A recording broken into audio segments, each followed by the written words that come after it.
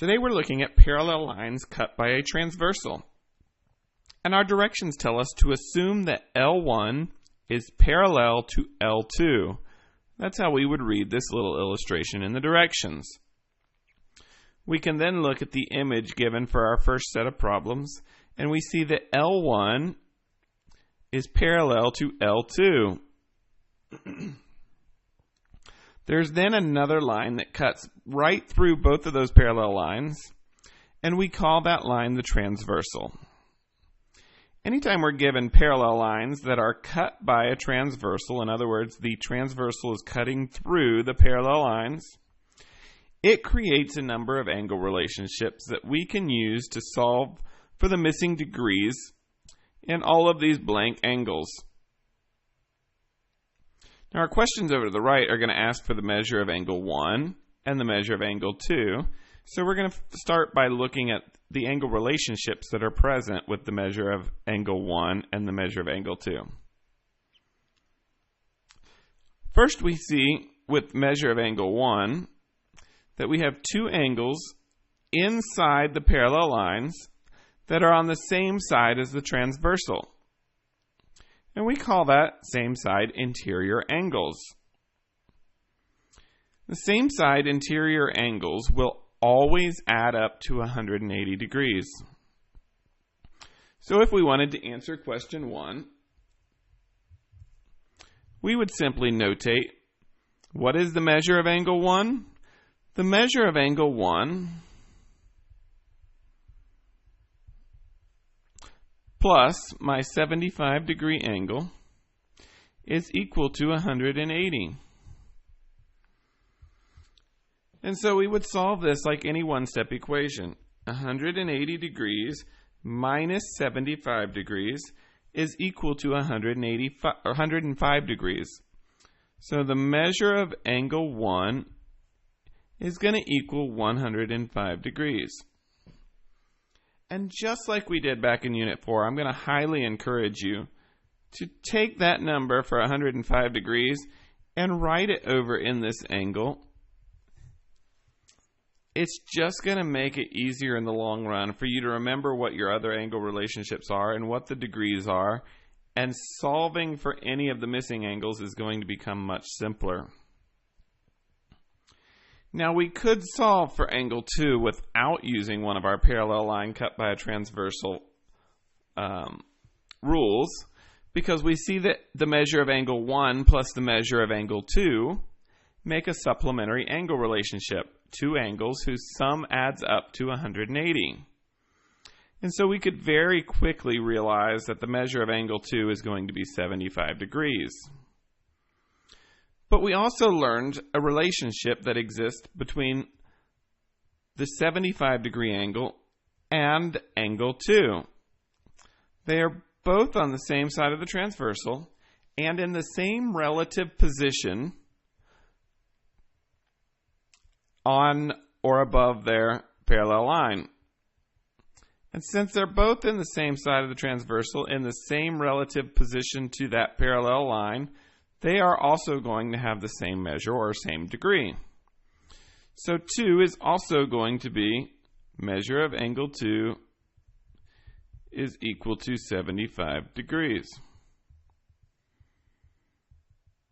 We already discussed the measure angle relationship between 1 and 2, so you'll want to review back to your notes for the difference between supplementary and complementary angles.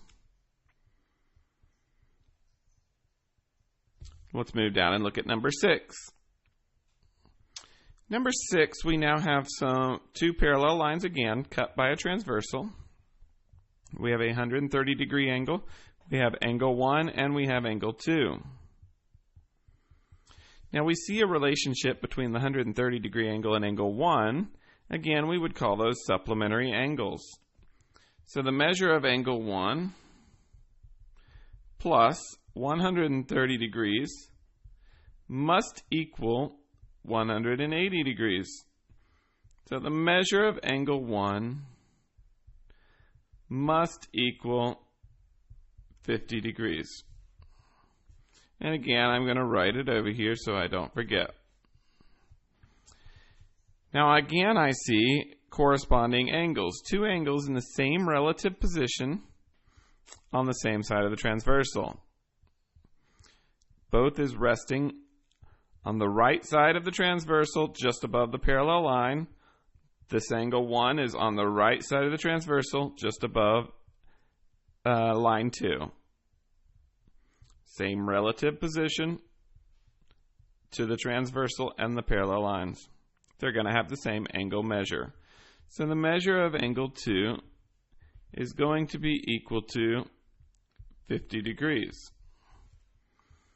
Now, other angle relationships that we discussed earlier this year included alternate interior angles, and that would be an angle that falls between the parallel lines and on alternating sides of the transversal.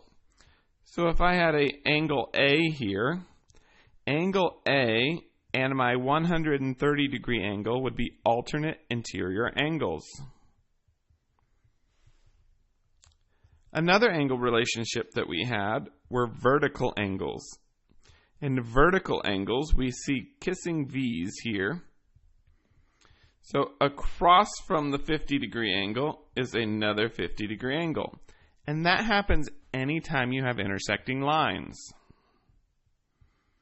Intersecting lines will always form vertical angles. The angle across from a known angle will have the exact same value. Another angle relationship that we discovered were alternate exterior angles. And so alternate exterior angles would be angles that are on alternating sides or opposite sides of the transversal and are outside of the parallel lines. So my 50 degree angle and angle 2 are alternate exterior angles. We can use all of that to put together a lot of information and find every missing angle within a given image.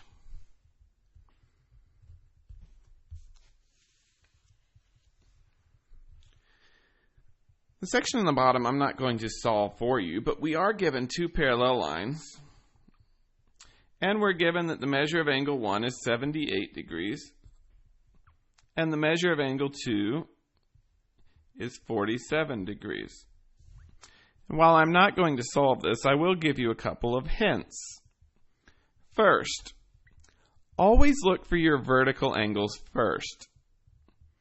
Vertical angles are going to help you fill in information very fast. So angle 2 is going to be vertical to 7. Secondly, look for any supplementary relationships you have. Angle 2 and angle 6 are supplementary. And since they're supplementary, we know the two measures will add up to 180 degrees and be simple to solve for. Third, look for any triangles. One of the things we learned this year was the triangle Sum Theorem. Three angles within a triangle will all add up to 180 degrees.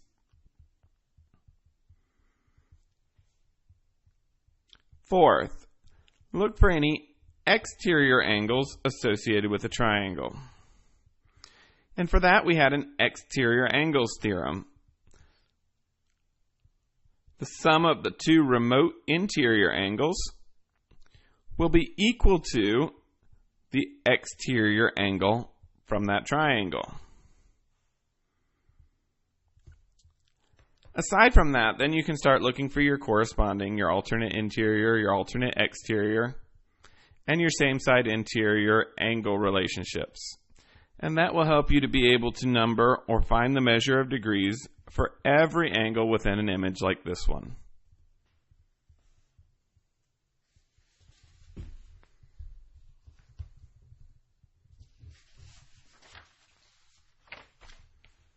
Last, I wanted to look at just reminding you how to do a problem like number 17.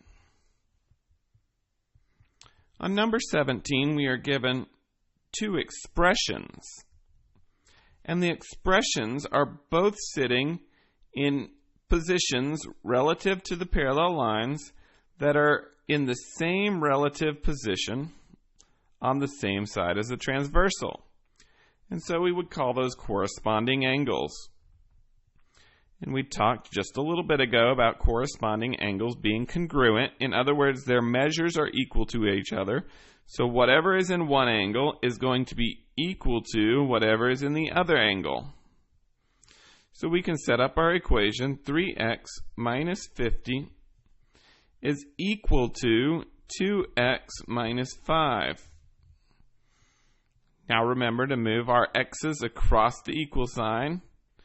We need to simply subtract them. 2x and minus 2x. 3x minus 2x gives me just x. We bring down the minus 50 equals negative 5. Remember, is still sitting there. To which we can now add 50. So x is going to be equal to 45. If we really wanted to, we could now figure out the measure of those angles, because we could substitute in the value of x, but that's not what the problem asked for. So we're going to stop right there with simply having a solution to the problem.